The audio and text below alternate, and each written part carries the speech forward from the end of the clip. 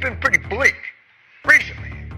In the past 200-300 years. Listen. Oh, I bet you really laid down the gauntlet, Joe. I bet you will pick one as Raspberry. We've learned nothing! Even those putting up resistance to Trump's agenda don't seem to... The war is over! I've said it before and I'll say it again. Republicans are playing chess and the Democrats are in the nurse's office. Here we go again.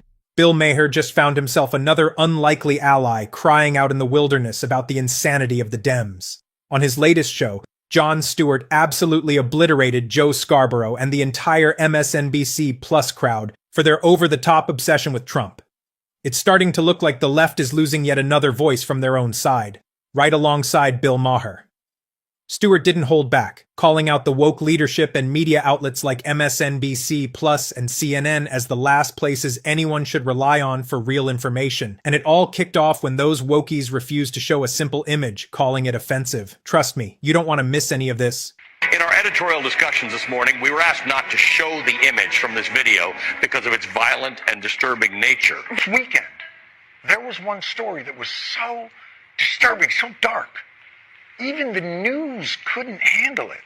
Video, which we are intentionally choosing not to show you. We're not going to show because of how disturbing it is. Violent and dehumanizing imagery. We're only going to show you a clip of this briefly. All right, that's enough. Let's take it down. I was extremely disturbed to see this. Horrible, horrible, violent imagery. It's got to be devastating. News channels show images from Ukraine, from Gaza, from natural disasters. They get through them dispassionately. I can't imagine how devastating this footage must be. Former President Donald Trump shared a video, this one, on his Truth Social account featuring an image of President Joe Biden hogtied on the back of a pickup truck.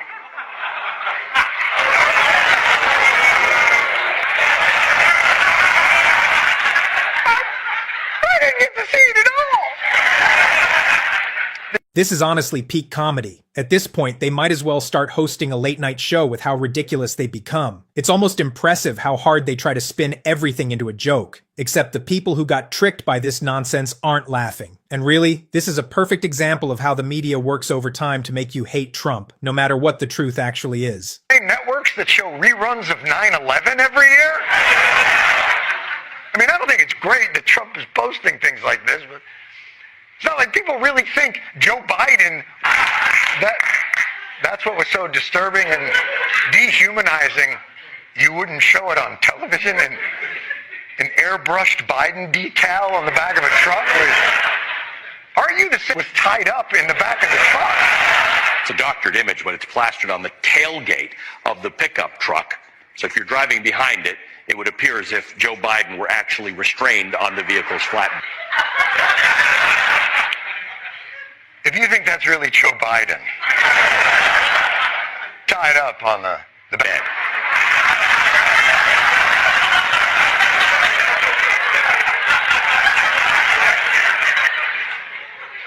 But if you do think that, I should also probably explain to you that trucks also don't actually have testicles. It's just a novelty item.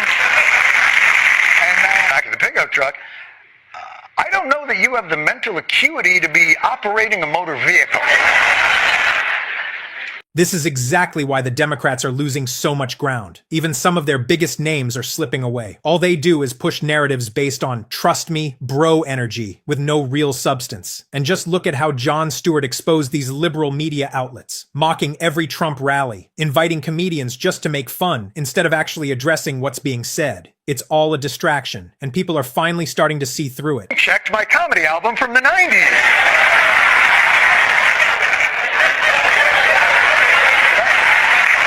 Did I really?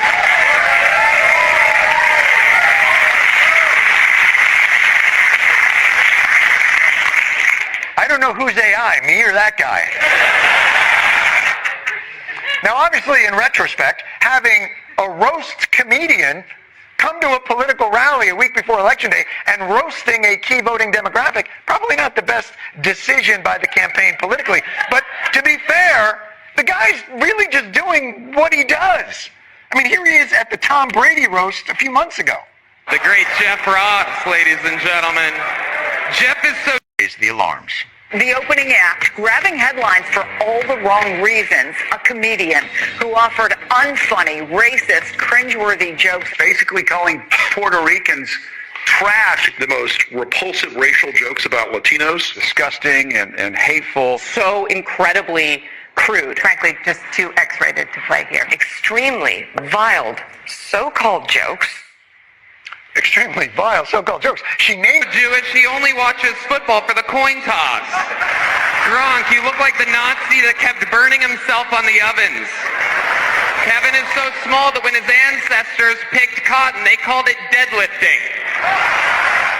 Yes, of course. Terrible. Boo. Yes.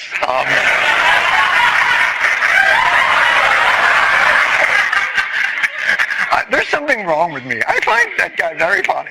So, I'm sorry. I don't know what to tell you. I mean, bringing him to a rally and have him not do roast jokes, that'd be like bringing Beyonce to a rally and not have...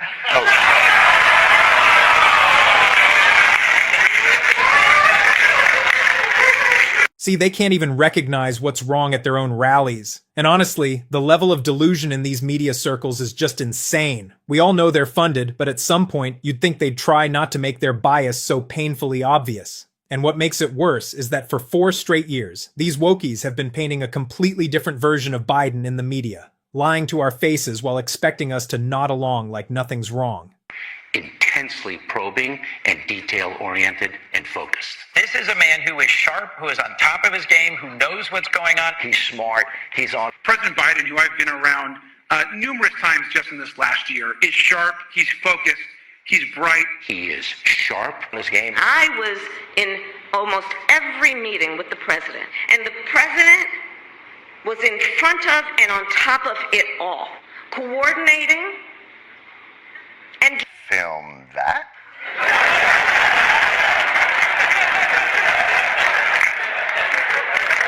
Because if you're directing leaders who are in charge of America's national security, not to mention our allies around the globe. Did anyone... That would be good to show to people instead of a TikTok where he goes...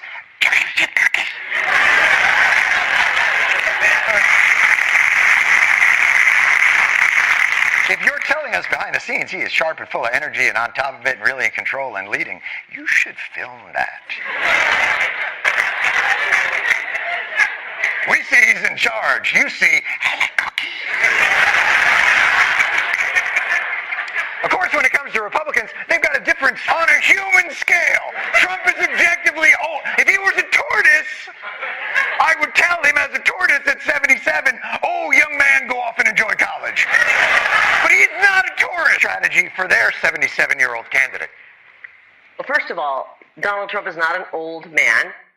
He's an old man! He is objectively an old man! Norm of anyone who has run for the presidency in this country, in the history of this country. They are the oldest people ever to run for president, breaking by only 4 years the record that they set.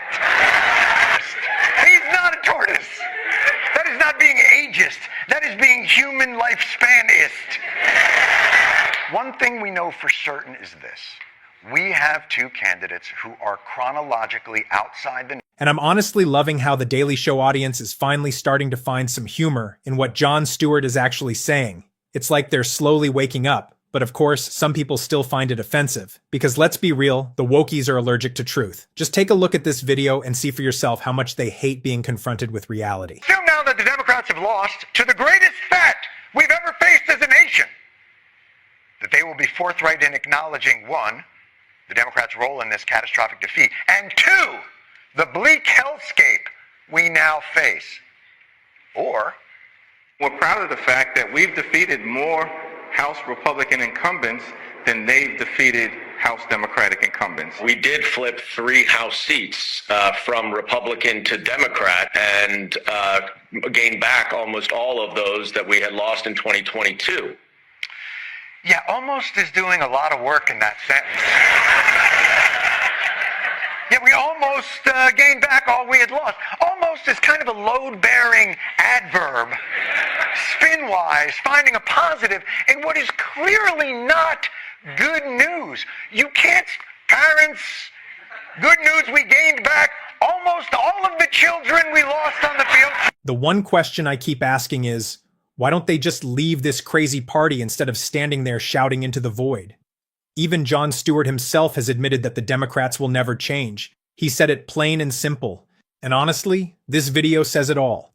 Just watch it. You'll understand exactly what he meant. Fight! But they just went, well, we never heard of that rule, but, okay.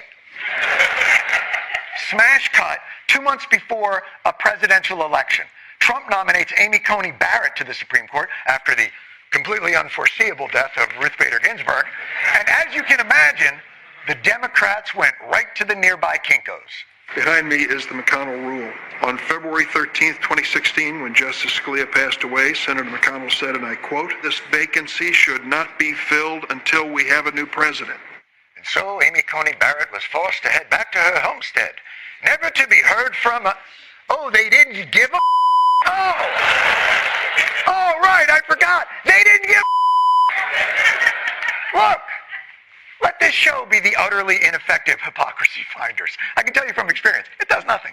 You guys be the loophole guys that figure to think you're a dick. Republicans exploit the loopholes. Democrats complain about the norms over and over and over, and it has ghastly consequences. Remember when President Obama nominated Merrick Garland to the Supreme Court? Senate Majority Leader Mitch McConnell refused to give that a vote, saying, well, it's only one full year before the election. It's too close. Now, you can make a case that Obama could violate the norm, say the Senate failed their advice and consent, and appoint him anyway, and see whatever happens. Figure out how to get shit done, because they don't give a about your norms. They will exploit any loophole, even if they have to go through clearly closed windows to do it. You would think after Trump's presidency, Democrats would have learned, but they doubled down. When Biden tried to get immigration reform into the Inflation Reduction Act and the Senate parliamentarian told him he couldn't, did he respond to the rule with a loophole, or did he? That's for the parliamentarian to decide, though, not for Joe Biden to decide. No! That's for, you take the parliamentarian and you put them in a locker and then you bring Grimace in and have him. Thanks for watching this video. Don't forget to like and subscribe, and make sure to drop your thoughts in the comment section below. We'd love to hear what you think.